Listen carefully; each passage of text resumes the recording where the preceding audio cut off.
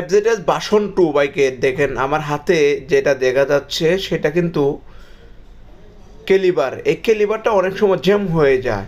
দেখেন আমি ভিতরে পরিষ্কার করে সিলগুলা দেখাইতেছি, সিলগুলা কিন্তু অনেক সময় আপনার নষ্ট হয়ে যায়। তখন আপনাকে কী করতে হবে, সিলগুলা রিপ্লেস করতে হবে।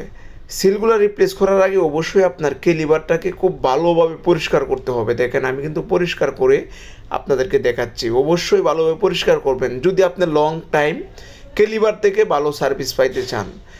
এই যে আমি আপনাদেরকে যারা দেখাচ্ছি এটা কিন্তু আপনার কেলিবারের রাবার। এই রাবারগুলো কিন্তু প্রত্যেকটা কেলিবারের রাবার পাওয়া যায়, এসিআই মোটরস হাতে পাওয়া যায়। যদি আপনার বাইকের লাগে অবশ্যই নিতে পারবেন।